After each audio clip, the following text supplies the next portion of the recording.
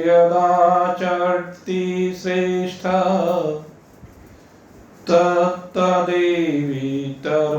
जनः सेयत् प्रमाणं कुरुते लोकस्तदनु वर्तते। न मे पार्थास्ति कर्तव्यं त्रिषु लोकेषु किञ्चन। नानवाप्तमवाप्तव्यं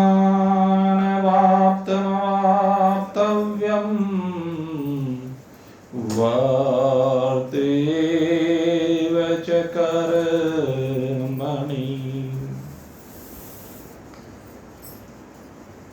उपस्थित परम सौभाग्यशाली जिज्ञासु, कल आपके सामने भगवान ने श्रेष्ठ पुरुषों की चर्चा प्रारंभ की थी और इस चर्चा को प्रारंभ करते हुए बतलाया था कि श्रेष्ठ पुरुष कौन होते हैं। कहा कि श्रेष्ठ पुरुष वही होते हैं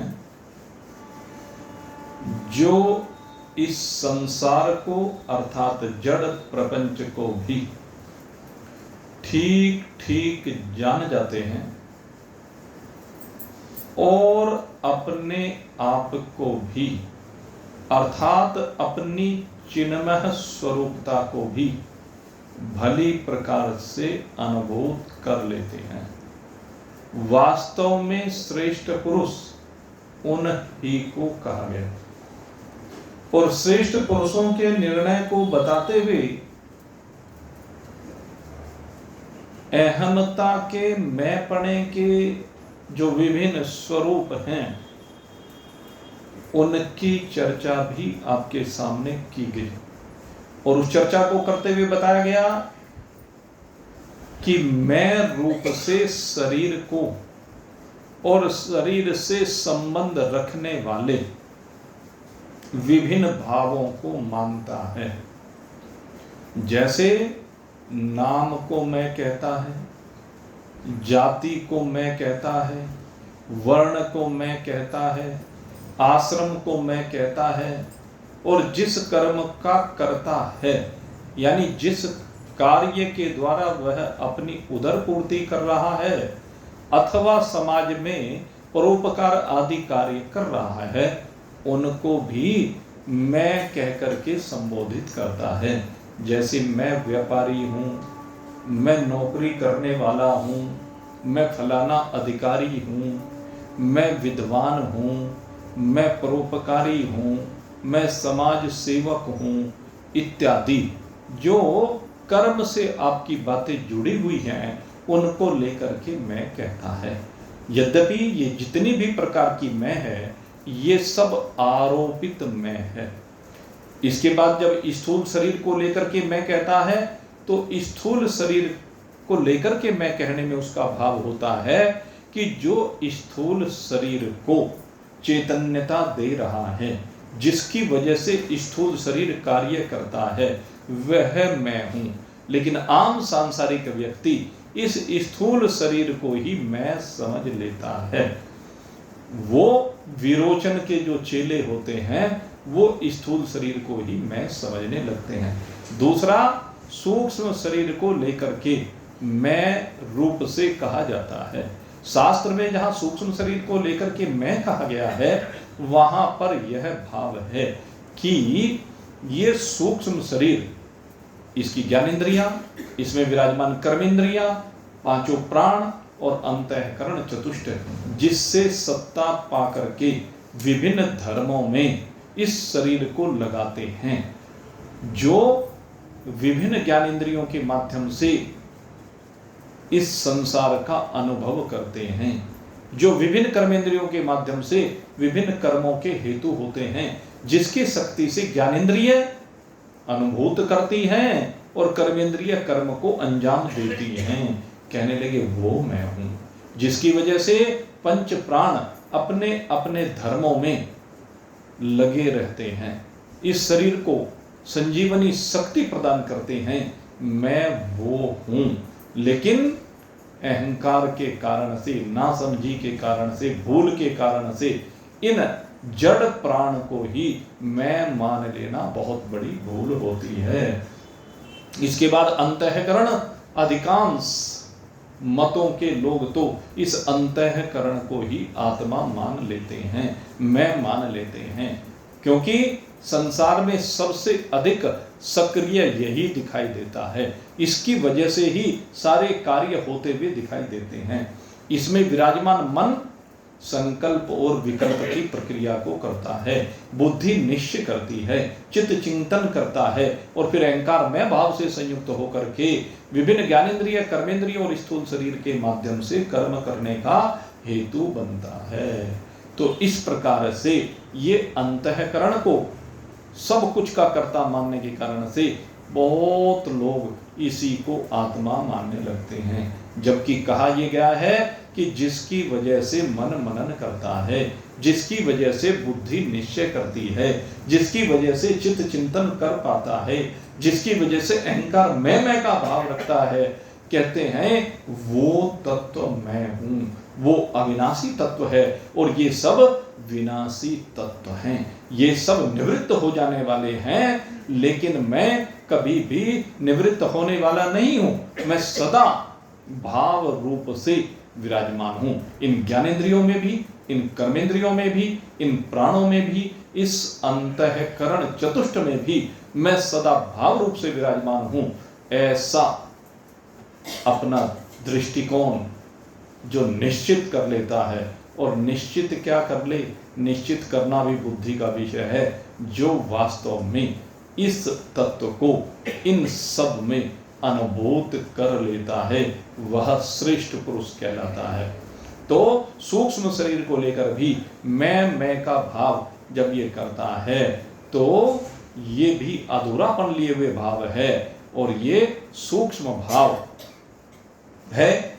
इसके बाद बात आती है कारण शरीर की, और कारण शरीर की चर्चा करते हुए आपको बताया गया, कारण शरीर का मतलब है अविद्या, कारण शरीर का मतलब है मलिन सतोगुणी दर्पण। ये जो अविद्या है, ये कारण शरीर कहा जाता है, क्योंकि इसी के कारण से अन्य शरीरों की प्राप्ति होती है। अगर ये दर्पण नहीं है, ये अविद्या नहीं है, तो फिर किसी भी शरीर की प्राप्ति नहीं हो सकती। इस शरीर में कहिए व्यक्तिगत रूप से, अथवा सभी शरीरों में व्यक्तिगत रूप से कहिए, ये मलिन सतोगुण ही कारण बनता है। और इस मलिन सतोगुण में जब परमात्मा का प्रतिबिंब पड़ता है, तो वह परमात्मा का प्रतिबिंब जो चिदाभास कहा जाता है, ये कारण शरीर और ये जो प्रतिबिंब है, ये दोनों मिलकर ही, वैसे तो दोनों को मिलकर भी कारण शरीर कहा जाता है, क्योंकि दोनों एक साथ होते हैं, अलग अलग नहीं होते, अभिन्न होते हैं। लेकिन इसमें भासने वाला जो प्रतिबिंब है चिदाभास, वास्तव में ये दोनों मिलकर ही जीव कहलाते हैं। कहीं कहीं केवल चिदाभास को ही जीव माना गया है, लेकिन वास्तव में अगर देखा जाए तो जीवता दोनों का सम्मिलित स्वरूप है। और ये जो भाव अब तक आए हैं स्थूल शरीर को लेकर के, मैं को अनेक भावों से, जाति वर्ण आश्रम नाम आदि से संबोधित करके जो भाव आए हैं, या सूक्ष्म शरीर को लेकर ज्ञानेंद्रिय, कर्मेंद्रिय, प्राण, अंतःकरण, इनको लेकर जो भी भाव रखे गए हैं, वो सारे के सारे भाव वास्तव में इस जीव के हैं। ये जो जीव है, यही वास्तव में कर्ता धर्ता रूप से कहा जाता है। तो ये जीवपना, यही सारी व्याधि की जड़ है। इसी जीव को ये सारे अनुभव होते हैं, और इसी जीव को बाद में अपनी वास्तविकता का अनुभव होता है। और वास्तविकता क्या है कि ये जो जीव है, कारण शरीर और इसमें प्रतिबिंबित चेतन, ये दोनों चिदाभास, ये मिलकर के जो जीवता आई है, ये जीवता भी जड़ है, ये जीवता भी चैतन्य नहीं है। इसमें जो चैतन्यता आती है वो चैतन्यता परमात्मा की वजह से है, परमात्मा की शक्ति से है। इसको जो अस्तित्व मिल रहा है वो परमात्मा से मिल रहा है। परमात्मा ही इन सब को शक्ति देता हुआ इन सब का कारण है। और वास्तव में देखा जाए तो परमात्मा किसी का भी कारण नहीं है, क्योंकि ये जो भी कुछ है ये सब आरोपित है। और ये सब जो आरोपित है ये प्रकृति में आरोपित है, ये त्रिगुणात्मक प्रकृति में आरोपित है। और जब ये प्रकृति साम्य अवस्था को प्राप्त हो जाती है तो ये प्रकृति परमात्मा की शक्ति परमात्मा में ही लय को प्राप्त हो जाती है। लेकिन जब ये परमात्मा की शक्ति एक्टिवेट होती है, स्फुरित होती है, इसमें संवेदनाएं जन्म लेती हैं, इसमें स्फुरना हो जाती है, और स्फुरना के होने पर ही ये प्रकृति विभाजित हो जाती है, डिवाइड हो जाती है, सतोगुण, रजोगुण, तमोगुण। और वास्तव में न कहीं शुद्ध सतोगुण है, न शुद्ध रजोगुण है, न शुद्ध तमोगुण है, बल्कि तीनों का मिश्रण है। हाँ, वो अलग बात है कि मिश्रण, जैसे कल आपको एक उदाहरण के माध्यम से समझाया था कि जैसे एक ड्रम है, उस ड्रम में बिल्कुल शुद्ध जल भरा हुआ है और उसमें एक बूंद काले रंग की डाल दी गई, तो उस काले रंग का प्रभाव उस ड्रम में कहीं दिखाई देता नहीं है। तो जो शुद्ध सतोगुण हम कहते हैं वो इसी तरह से है कि उसमें केवल एक बूंद काली की मिली हुई है, एक बूंद रजोगुण तमोगुण मिला हुआ, इसलिए हम उसको शुद्ध सतोगुण ही कह देते हैं। लेकिन जैसे जैसे वो काले रंग की मात्रा बढ़ती चली जाती है वो सतोगुण उनके द्वारा दबता चला जाता है, वो शुद्धता नहीं रह पाती है, वो जल में गाधलापन आ जाता है, सांवलापन आ जाता है, गंदगी आ जाती, और उसी को लेकर के मलिन सतोगुण कहा गया। इस जीव को मलिन सतोगुणी कहा। ये व्यक्तिगत जितने भी जीव हैं ये सब मलिन सत्वगुण प्रधान हैं, जिनमें तमोगुण और रजोगुण ने सतोगुण को दबा दिया है। तो ये जो जीवत्व है ये सारे का सारा, जितने भी प्राणी हैं ये सारे के सारे अस्तित्व परमात्मा से पा रहे हैं, शक्ति परमात्मा से पा रहे हैं, चैतन्यता परमात्मा से पा रहे हैं। ये सब जड़ हैं और जड़ वास्तव में कभी कुछ होता नहीं, जड़ केवल आरोपित होता है। परमात्मा की शक्ति में ये सब आरोपित है, यद्यपि आश्रय परमात्मा ही है। जैसे लहर का आश्रय जल ही है, लहर कभी भी जल से भिन्न नहीं है, ऐसे ये जीव भी कभी परमात्मा से भिन्न नहीं है, क्योंकि ये परमात्मा में आरोपित है, परमात्मा इसके कण कण में समाया हुआ है। इसलिए इस जीव को जीवात्मा कहा जाता है, क्योंकि आत्मा इसके अंदर सदा विराजमान है। इसी को लेकर के जो नीचे की मैं है वो भी इस आत्मा को लेकर है, क्योंकि न केवल मलिन सतोगुण में परमात्मा समाया हुआ है, न केवल चिदाभास में भी परमात्मा समाया हुआ है, यद्यपि प्रतिबिंब भी है वो, लेकिन उसमें समाया हुआ भी है, क्योंकि परमात्मा व्यापक है तो प्रतिबिंब के अंदर भी वो है। और वो पांचों ज्ञानेंद्रियों में समाया हुआ है, पांचों कर्मेंद्रियों में समाया हुआ है, अंतःकरण चतुष्ट में समाया हुआ है, प्राणों में समाया हुआ है, आपके विषयों में समाया हुआ है, आपके स्थूल रूप में समाया हुआ है, आपकी जितने प्रकार की मैं है, आपके नाम में, आपकी जाति में, आपके वर्ण में, आपके आश्रम में, आपके पद कर्म इत्यादि से संबंधित जितने भी प्रकार की मैं है, उन सब में परमात्मा समाया हुआ है। जो परमात्मा इन सब में समाया हुआ है उसी के कारण से विभिन्न स्थानों पर इन सब को लेकर के मैं कह दिया जाता है। लेकिन वहां पर उद्देश्य जो होता है वो मैं किस चीज का होता है, उद्देश्य आत्मा को लेकर के मैं होता है। इन शरीरों आदि को लेकर के मैं कहने का कोई औचित्य नहीं होता, उद्देश्य नहीं होता। केवल लौकिक व्यवहार में ये सब चीजें कह दी जाती है। तो श्रेष्ठ पुरुष कौन है? जिसने अपने आप में इन सब को अनुभूत कर लिया है, इन सब की वास्तविकता को अनुभूत करके कहता है अहम ब्रह्मास्मि, मैं ब्रह्म हूं, और बाकी जो भी कुछ है वो सब ब्रह्म में आरोपित है, स्वप्न के सदृश है, जो रहने वाला नहीं है। केवल लोक व्यवहार में साधक की साधन अवस्था में उनका अस्तित्व प्रतीत होता है, और वह अस्तित्व भी परमात्मा से ही प्रतीत हो रहा है, अन्य दूसरा कोई कारण नहीं है। एक परमात्मा ही कारणों का कारण है। तो इस बात को जो समझ लेता है, यहाँ पर भगवान कहते हैं कि वही श्रेष्ठ पुरुष है। और केवल समझना नहीं, एक बात और है, इसको वास्तव में अनुभूत कर लेता है, और केवल अपने में नहीं, केवल इस व्यष्टिगत शरीर में नहीं, क्योंकि जब अनुभूत कर लेता है तब व्यष्टि रहती ही नहीं। तब पहले कहते हैं समष्टिगत है, फिर कहते हैं व्यष्टि और समष्टि दोनों से अतीत है। ये अपनी अनुभूति होती है। अन्यथा तो व्यक्ति इस व्यष्टि को लेकर के मैं करता रहता है, इस शरीर को लेकर के मैं करता रहता है, इस शरीर के संबंधियों को लेकर के मैं और मेरे करता रहता है, इन्हीं में फंसा रहता है। तो अब भगवान श्री कृष्ण इन्हीं श्रेष्ठ पुरुषों की बात कर रहे हैं। ये श्रेष्ठ पुरुष, और इसमें भी एक बात और भगवान की कहते हैं कि श्रेष्ठ पुरुष भी दो प्रकार के होते हैं। श्रेष्ठ पुरुषों में भी दो विभाजन किए गए। कहते हैं दो विभाजन कौन कौन से हैं? तो कहते हैं एक तो वो हैं जो अवधूत वृत्ति वाले हैं। एक महान पुरुष कैसे हैं? जो अवधूत वृत्ति वाले हैं। अवधूत वृत्ति जो संसार से विलग है, जो संसार में रमे हुए नहीं है, अवधूत है, बिल्कुल पूर्ण वैरागी होकर के कहीं किसी कुटिया में पड़े हैं, कहीं भी पड़े हैं, उन्हें किसी से कोई संबंध नहीं है। तो एक तो कहते हैं श्रेष्ठ पुरुष ऐसी हैं। एक श्रेष्ठ पुरुष की और बात की गई, तो वो जो दूसरे श्रेष्ठ पुरुष हैं, भगवान कहते हैं वो दूसरे श्रेष्ठ पुरुष वो हैं आचार्य कोटि के महान पुरुष। आचार्य कोटि के महान पुरुषों से तात्पर्य है जो अपने स्वरूप का बोध प्राप्त करने के उपरांत, कहते हैं जो जिज्ञासु उनके शरण में आता है, कहते हैं उस जिज्ञासु के लिए वो पथ प्रदर्शक बन करके उसके लिए भी रास्ते खोलते हैं, वो महान पुरुष हैं।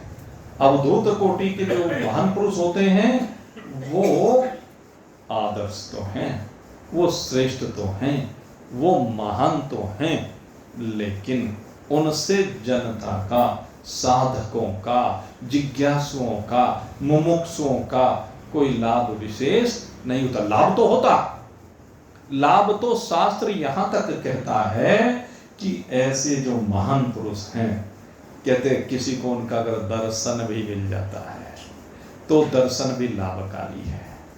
उनका स्पर्श मिल जाए, चरण स्पर्श करने का अवसर मिल जाए तो वो भी अत्यंत लाभकारी होता है।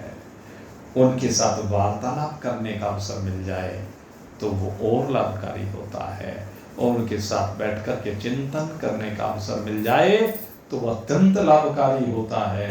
वो मुमुक्षुओं का, जिज्ञासुओं का, साधकों का हित करने वाला होता है।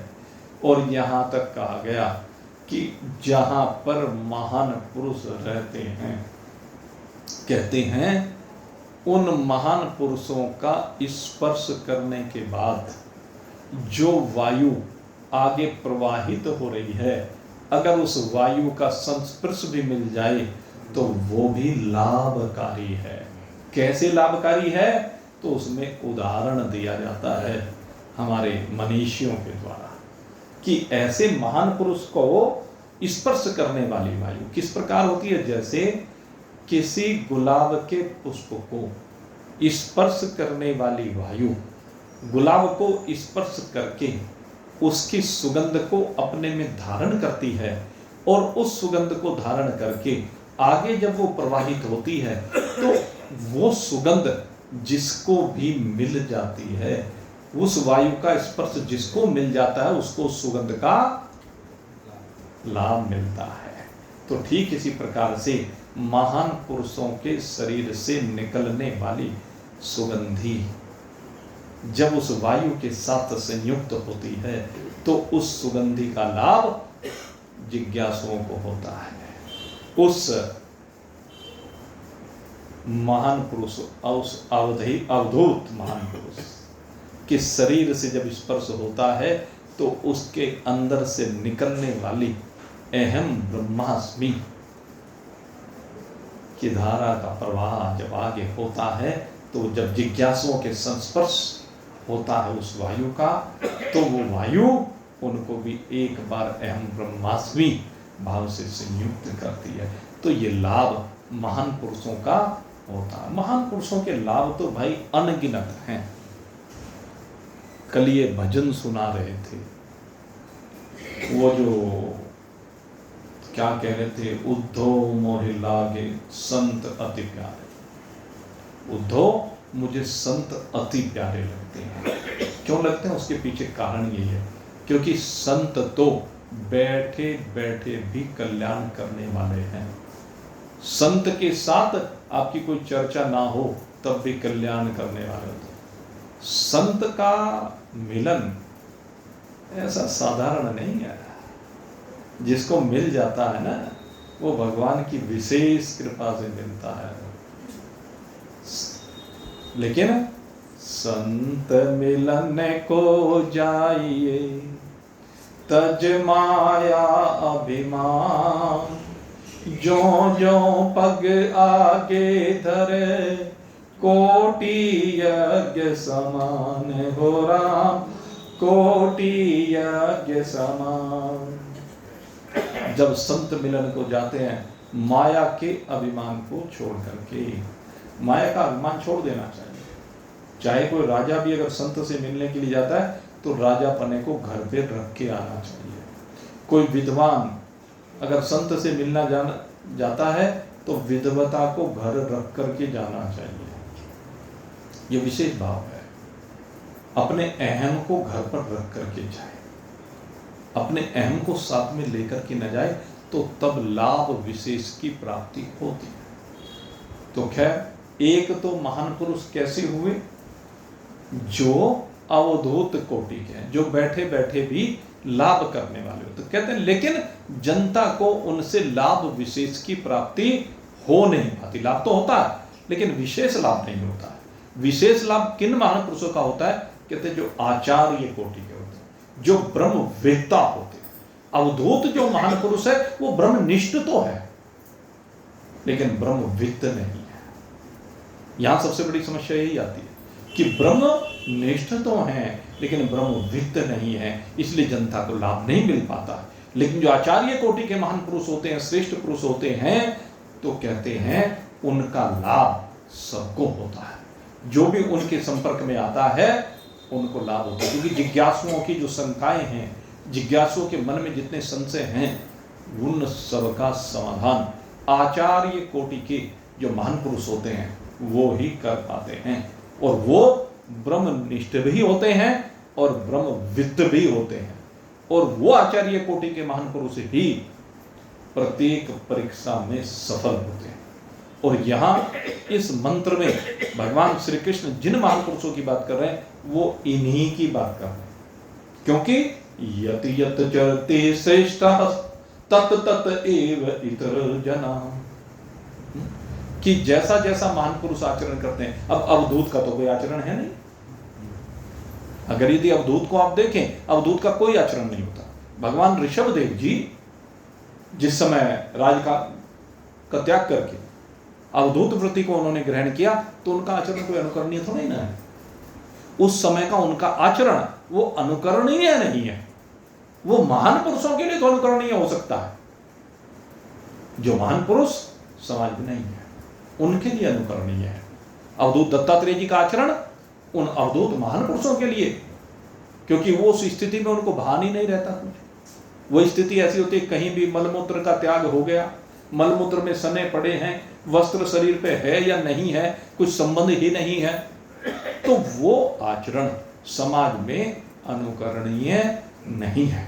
इसीलिए उस आचरण के ऊपर कभी कभी आपत्तियां भी बहुत ना समझ लोग करने लगते हैं, क्योंकि वो उनकी उस स्थिति को समझ नहीं पाते, उस तुरीयावस्था को समझ नहीं पाते जिस तुरीयावस्था में विराजमान होते हैं। तो इसलिए भगवान उनकी चर्चा यहां पर नहीं कर रहे हैं। उनकी चर्चा तो भगवान ने अवधूत गीता में ही की, उन महान पुरुषों की। श्रीमद् भगवत गीता में उन महान पुरुषों के ऊपर विशेष चर्चा नहीं की गई है, बल्कि कौन से महान पुरुषों के ऊपर चर्चा की गई है? जो समाज में रहते हैं, जो समाज को निर्देशित करते हैं, समाज को जीने की राह दिखाते हैं, समाज में आकर के समाज के कल्याण के लिए जो उद्यत रहते हैं, जो लगे रहते हैं, जो सदा समाज को व्यष्टि रूप से नहीं समष्टि रूप से देने के लिए सदा तत्पर रहते हैं। उनका उपदेश समष्टि के लिए होता है, उनके कर्म समष्टि के लिए होते हैं, क्योंकि वो सारी समष्टि को अपना स्वरूप मानते हैं। सारी समष्टि उन्हीं का स्वरूप होती है, सारी समष्टि उनसे लाभान्वित तो होती है, एक के लिए नहीं। जैसे मान लीजिए आप अब यहाँ पर बैठे हैं और यहाँ वाणी के माध्यम से जो भगवान के द्वारा प्रदत्त श्रीमद् भगवद गीता का ज्ञान है, वो क्या एक व्यक्ति विशेष के लिए है क्या? एक के लिए नहीं है, वो आप सबके लिए है। तो ये व्यष्टिगत नहीं रहा, ये समष्टिगत हो गया। इसी को कहते हैं जिसका लाभ सब उठाए, जिसका लाभ जितने ज्यादा से ज्यादा उठा सके उन सब का ही कल्याण है। तो कहते हैं यहाँ पर आचार्य कोटि के श्रेष्ठ पुरुष उनकी बात की गई है और उनका लाभ कहते हैं समस्त समष्टि को होता है। कहते हैं जैसे समष्टि और व्यष्टि को एक भाव व्यक्त किया, जैसे हमारा शरीर है, इस शरीर के भिन्न भिन्न अंग हैं, हाथ है, पैर है, आंख है, कान है, नाक है। शरीर में ऐसे भी बहुत से अंग हैं जिनको शायद आप ये सोचें कि शायद यूजलेस है। कहीं पर जैसे तिल हो गया, क्या वो शरीर का अंग नहीं है? हम हाथों की कल्पना तो कर रहे हैं, पैरों की कल्पना तो कर रहे हैं, लेकिन कहते हैं अगर यदि इन सब में तुलना की जाए तो वो उचित नहीं है। कहने लगे एक बात बताओ, अगर किसी भी स्थान पर जख्म हो जाए, जौन सा अंग आपको निष्क्रिय लग रहा है, व्यर्थ लग रहा है कि इसका कोई उपयोग नहीं, जैसे पीठ के पीछे चमड़ी आपको दिखती नहीं, लगता हो, लेकिन अगर यदि पीठ पर ही कोई जख्म हो जाए तो पीड़ा पीठ पर होने वाले जख्म में या हथेली पर होने वाले जख्म में या आंख पर होने वाले जख्म में या कान पर होने वाले जख्म में या शरीर के किसी भी जगह पर होने वाले जख्म में जो पीड़ा होती है उससे भिन्न होगी क्या? पीड़ा का एहसास तो किसी भी जगह पर हो जाए वहीं पर ज्यों का त्यों होता है। कहते हैं ठीक इसी प्रकार से समष्टिगत दृष्टिकोण क्या है? महान पुरुषों का जो समष्टिगत दृष्टिकोण होता है, कहते हैं ये आचार्य कोटि के जो महान पुरुष होते हैं, इनके समष्टिगत दृष्टिकोण में ये सारा ब्रह्मांड उसका शरीर होता है, और सारे ब्रह्मांड में अगर किसी को भी पीड़ा होती है, सारे ब्रह्मांड में किसी को भी कोई कष्ट होता है, दुख होता है, तो कहते हैं वो पीड़ा वो महान पुरुष अपने आप में अनुभव करता है, क्योंकि उसके अनुसार ये सारा ब्रह्मांड उसका अपना शरीर है। ये नहीं कि जितने व्यक्ति हैं सब अलग अलग, नहीं, ये सारे व्यक्ति उसके रोम की तरह से हैं, जितने भी प्राणी हैं उसके रोमों की तरह से हैं। जैसे रोमें सारे शरीर पर व्याप्त हैं, ऐसे ही कहते हैं समष्टिगत रूप से ये सारे के सारे शरीर उसके रोमों की भांति है, और वो अगर कहीं भी गड़बड़ होती है तो उसी के शरीर में गड़बड़ होती है। इस बात को वो अनुभूत करता है और उस पीड़ा को दूर करने के लिए उद्यत रहता है। तो कहते हैं हम ऐसे ही महान पुरुषों की बात कर रहे हैं, ऐसे ही महान पुरुषों के आचरण की बात कर रहे हैं, ऐसे ही महान पुरुषों के आचरण का प्रभाव समाज के ऊपर पड़ता है। कहते हैं एक तो आचरण होता है और एक बात होती है, दो चीजें हैं ना। जैसे कह रहे हूं मैं, कुछ भी बात आपके सामने कह रहा हूं, शास्त्र से कह रहा हूं, अब जो बात मैं कह रहा हूं उसका प्रभाव आप सभी सुनने वालों के ऊपर पड़ेगा, क्योंकि जो जो भी कुछ आप सुनते हैं उसका प्रभाव जरूर पड़ता है। लेकिन अगर मेरा आचरण नहीं है, जो बात मैं आपको कह रहा हूं वो मेरे आचरण में नहीं आई है, तो प्रभाव विशेष नहीं पड़ेगा। पड़ेगा तो जरूर, लेकिन कम पड़ेगा। लेकिन अगर वही बात मैं अपने जीवन में उतारने के बाद आपके सम्मुख रखूं, आपको कहूं, तब उसका प्रभाव अधिक पड़ता है। इसलिए भगवान ने आचरण की बात कही, यत् यत् चरते ही श्रेष्ठ। श्रेष्ठ महान पुरुष जैसा जैसा आचरण हो, यत् यत् चाहते, कि जैसा जैसा उसका आचरण होता है वही प्रमाण बन जाता है, वही लोगों के लिए अनुकरणीय हो जाता है। कोई भी परिस्थिति आए तो उस परिस्थिति में देखा जाता है कि महान पुरुषों ने उस समय पर क्या किया। जब विपरीत परिस्थितियां आती है ना जीवन में, तब उस समय महान पुरुषों की याद आती है, तब शास्त्रों की याद आती है, तब भगवान की याद आती है, और उस समय देखा जाता है कि ऐसी परिस्थिति के आने पर भगवान ने क्या किया। अन्यथा तो संसार तो स्वार्थी है भाई, कौन किसको ध्यान करता है, सब रमे पड़े हैं इस माया के खेल में। और कहीं भी बैठे चर्चा करें तो ज्ञान बांटने में तो सब एक्सपर्ट हैं। गोस्वामी जी महाराज ने इसीलिए कहा, पर उपदेश, दूसरे को उपदेश देने वाले। दूसरों को उपदेश तो बहुत लोग देते हैं, सब तरह के प्राणी हैं जो दूसरों को उपदेश देने वाले हैं। पर उपदेश कुशल बहु तेरे, कुशल है, दक्ष है, विद्वान है ना, बहुत हैं ऐसे लोग जो दूसरों को उपदेश देते हैं। दूसरों के ऊपर फलाना ये करता है, फलाना ये करता है, फलाना ये करता है। लेकिन जे आचरहिते नर न घनेरे, लेकिन जिनके जीवन में उतर जाए में लोग बहुत कम होते हैं। दूसरों को दान के लिए प्रेरित करना बहुत सामान्य सी बात है, कॉमन सी बात है। जिसको भी कहें वही दान के लिए प्रेरणा दे देगा, लेकिन प्रेरणा का प्रभाव क्यों नहीं बनता? अपने आप नहीं करते, सबसे बड़ी समस्या यह है। लेकिन जो स्वयं करता है और वो कहता है तो उसका प्रभाव दिखाई देता है, उसकी बात अंदर घर कर जाती है, क्योंकि उसका व्यक्तिगत अनुभव होता है। दान का प्रभाव जिस व्यक्ति ने दिया है, उसका लाभ, उसका फल तो देने वाले को पता है ना। एक ने केवल चर्चा की तो वो क्या फल देखेगा, उसे उसके लाभ का क्या पता चलेगा? लाभ का पता तो उसी को चलेगा ना जिसने देख लिया, उसको उसका लाभ हो गया, इसलिए उसको पता।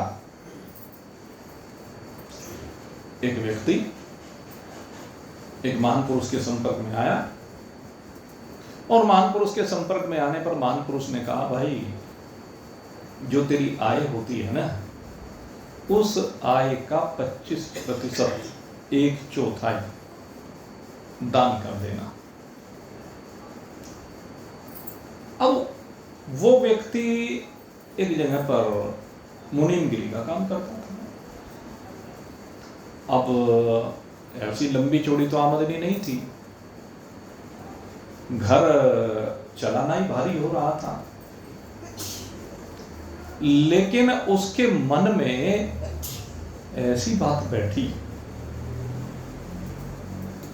कि जब गुरुजी के पास गया और गुरुजी ने कोई बात मेरे को कह दी, तो कहने लगे बस अब तो इसको जीवन में उतारना ही, कुछ भी हो सूखी रोटी खा लेंगे, फटे हुए कपड़े पहन लूंगा, कोई बात नहीं। पर अब तो मुझे 25% करना ही करना है। आचरण में आ गई बात, करने लगा। पहले मन में पक्की धारणा बनाई कि करना है, और फिर करने लगा। और जब करने लगा तो उसका लाभ तो उस व्यक्ति से पूछ के देखो। कहते हैं कि वो व्यक्ति होते होते होते पहले अपना काम जोड़ा, नौकरी छोड़ दी, वो काम चला तो और काम जोड़ा, और काम बढ़ा तो मकान खरीदा, मकान खरीदा तो फिर और काम बढ़ा तो कोठी बना ली, और काम बढ़ा, और फिर तो बस खैर कोई सीमा नहीं, कहां तक बात कर। तो किसने अनुभव किया है? जिसने किया, और वो लगातार कर रहा। ये जो वृद्धि हुई ये क्यों हुई? क्योंकि लगातार कर रहा है। उसने महान पुरुष की बात को मान लिया, इसलिए उसने उस लाभ को अनुभूत कर लिया। अब सुनते तो हैं, लेकिन जिसको लालच आ गया। और एक विषय हो रहा है मेरे सामने अभी, कहने लगे जी आप जैसे कह रहे हैं कि ले देना किसे चाहिए। अब एक विषय ये भी आता है, ये जो 25% है ये किस निमित्त पर खर्च करना चाहिए। मैंने कहा भाई जहां भी जो भी जरूरतमंद दिखाई दे, कहने लगे क्या परिवार में भी? मैंने कहा क्यों?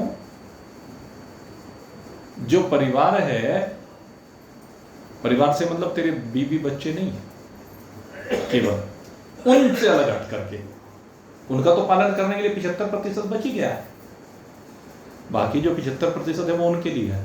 लेकिन जो ये 25% है, ये जिनकी उदर पूर्ति तेरे धन से नहीं होती है, उनकी बात परिवार वालों के लिए भी कर सकता है, रिश्तेदारों के लिए भी कर सकता है, मित्रों के लिए भी कर सकता है, अड़ोसी पड़ोसी के लिए भी कर सकता है, समाज के किसी भी वर्ग के लिए कर सकता है। और इसमें सबसे श्रेष्ठ ये है कि किसी धार्मिक कार्यों में करे। वैसे मेरा मानना तो ये है, इसमें ये नहीं देखना चाहिए जहां जैसी आवश्यकता, हरपन बोला जैसे कहा जाता है ना, इसमें भी वही बात है। हर जगह आवश्यकता है, और जब हर जगह पर आवश्यकता है तो सहयोग हर जगह पर करें इसका। और धार्मिक कार्यक्रमों में लाभ विशेष होता है। भंडारे में लगाना, मंदिर में लगाना, किसी आश्रम में लगाना, किसी कथा में लगाना, किसी अस्पताल में लगाना, किसी गरीब के घर पे अन्न भिजवाना, दवाई भिजवाना, कहीं नल लगवा देना, पानी का इंतजाम कर देना, इत्यादि इत्यादि। वो बहुत से आयाम हैं जहां पर ये सब किया जा सकता है। तो जो करता है उसको लाभ मिलता है, लेकिन जो बस कहता ही कहता रह जाता है, सुनता ही सुनता रह जाता है, उसको लाभ विशेष प्राप्त नहीं होता। तो लाभ तो उन्हीं को मिलता है विशेष रूप से जो आचरण में लाते हैं। भगवान उन्हीं की बात कर रहे हैं। और कहते हैं 2 तरह के प्राणी इसमें भी होते हैं। कहते हैं सुनने के बावजूद भी एक का भाव तो सारी जिंदगी बस लेने ही लेने का बना रहता है, लाओ लाओ लाओ, और एक का सारी जिंदगी देने का बना है, लोजी लोजी लोजी। और जो लोजी लोजी करने वाला है उसके अंदर एक कमी नहीं होनी चाहिए। उसे ये नहीं देखना चाहिए कि ये जो तू लोजी लोजी कर रहा है, इस लोजी लोजी को लेने वाला कौन है। कभी ये मत देख वो गरीब है, वो अमीर है, वो राह चलता है, वो रिश्तेदार है, वो परिवार वाला है। इन भावों को अपने जीवन में मत आने दो। तुम्हें भगवान ने जो प्रेरणा दी है उस प्रेरणा के अनुसार देते रहो। तुम्हारा भाव देने का है, तुम्हारा काम देने का है, तुम्हारा काम लेने का नहीं है। लेकिन हो सकता है किसी की परिस्थिति ऐसी भी हो, भले ही वो अपने संग में दिखाई देता हो लेकिन अंदर खाने उसकी परिस्थिति बहुत ज़्यादा खराब हो, वो कहीं सहयोग करने की स्थिति में ना हो, तो उसे कहीं शर्मिंदगी का अनुभव नहीं कराना चाहिए, उसकी भी सहायता करनी चाहिए। अपने बीच में भी तो हो सकता है, अजी ये तो सहयोग नहीं करता, कहीं कोई बात नहीं, नहीं करता, तू तो कर, तू उसको सहयोग जरूर कर। जैसे उस सेठ जी के लिए भगवान ने कहा था ना, कहते जो भी अन्य क्षेत्र में भोजन प्रसादी के लिए आया है, चाहे कोई भी आया है, वो पात्र है क्योंकि भूखा है। और इसके ऊपर मुझे एक अभी दृष्टांत याद आ गया, सत्य घटना। बद्रीनाथ में ये जो हमारे गोभी भाई हैं, ये डब्लू चावल वाले और ये कई लोग हैं, इन लोगों ने वहां जाकर के जब कपाट खुलते हैं भगवान के, तो उस समय पर जाकर के भंडारा करना प्रारंभ कर दिया। और कहते हैं जिस दिन कपाट खुलते हैं उसी दिन मार्केट खुलता है, उससे पहले मार्केट खुलता नहीं। अब तो कपाट खुलने पर बहुत लोग जाने लगे, लेकिन पहले तो कोई नहीं जाता था सामान्यतः। तो कहते हैं कि कुछ लोग पहले चले जाते हैं, व्यवस्थाओं के दृष्टिकोण से सबके अपने अपने, वहां दुकानदार लोग हैं, मान लीजिए दुकान करने वाले वे भी चले जाते हैं। तो कहने लगे कि हम पहले दिन भंडारा शुरू कर देते हैं। तो कहते हैं उसमें ऐसे ऐसे लोग, करोड़पति लोग वहां पर प्रसादी लेने के लिए आए और आकर के उन्होंने बहुत सराहना की कि भाई वास्तव में आवश्यकता तो इस समय पर सबसे ज्यादा है, जहां एक करोड़पति भी आकर के उस अन्य क्षेत्र में प्रसाद पाता है, क्योंकि भोजन की आवश्यकता उसे है, भूखा वो भी है। बात यह कि भंडारा जो चलाया गया है, क्या कोई करोड़पति किसी दिन विशेष परिस्थितियों में भूखा नहीं हो सकता? भोजन तो उसको भी चाहिए ना। ये चिंतन करने का विषय है। कई बार हम कार्यक्रम करते हैं और कार्यक्रमों में किसी बहुत बड़े व्यक्तियों को बुलाते हैं, डायस पर आकर के बैठ जाते हैं, मंच पर आकर के संबोधित भी करते हैं, और फिर हम सोचते हैं भाई इनके लिए तो कुछ कमी नहीं है, और उनको कहते ही नहीं आओ भाई आप भी प्रसादी ले लो, समय हो रहा होता है, देरी हो रही होती है, अच्छा भाई चले देरी हो रही है।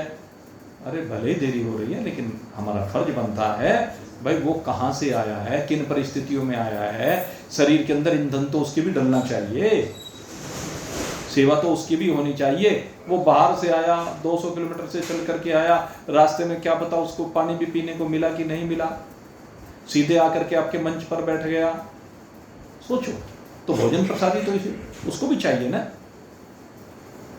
जैसे हमारे यहाँ रस्म है कि जैसे मान लीजिए किसी परिवार में कोई अनहोनी घटना हो जाती है, रस्म 13वीं होती है, तो 13वीं पर दोपहर में ब्रह्म भोज होता है।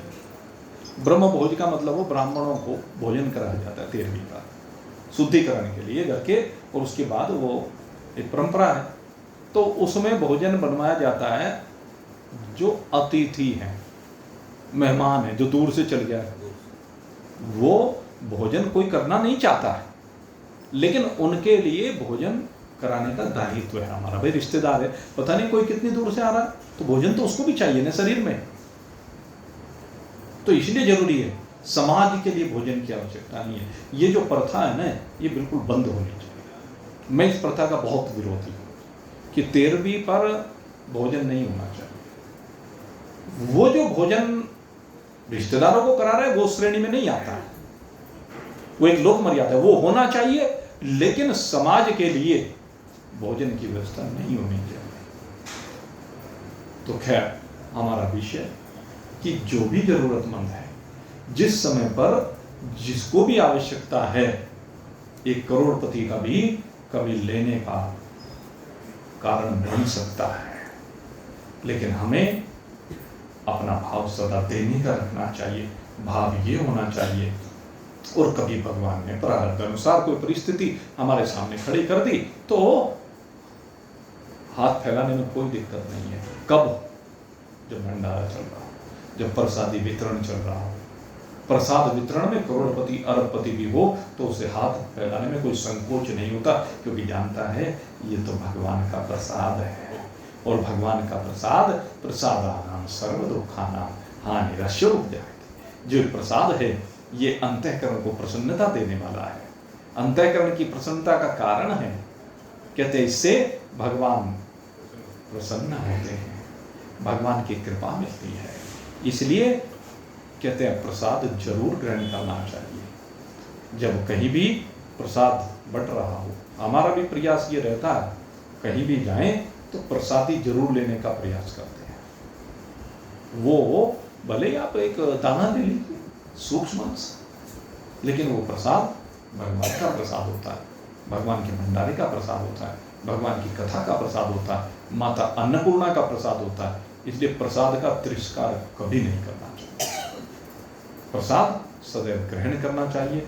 लेकिन भाव, फिर मैं कहता हूँ भाव देने का बना रहना चाहिए। तो जिनका देने का भाव बना रहता है, समष्टिगत रूप से देने का भाव बना रहता है, वही श्रेष्ठ पुरुष, वही आचार्य श्रेणी के महान पुरुष, उनको ही यहाँ पर भगवान ने कहा है। तो हम ऐसे महान पुरुषों को जो ब्रह्मविद्ता हैं, जो ब्रह्मनिष्ठ हैं, जो समष्टिगत कल्याण कर रहे हैं, उनके चरणों में कोटि सहन नमन करते हैं और भगवान श्री कृष्ण से प्रार्थना करते हैं कि ऐसे महान पुरुषों को सदा हमारे बीच भेजते रहे। इन्हीं स्वभावों के साथ आज का सत्संग अब यहीं पर विश्राम प्राप्त हो रहा है। बोलिए सच्चिदानंद भगवान की जय।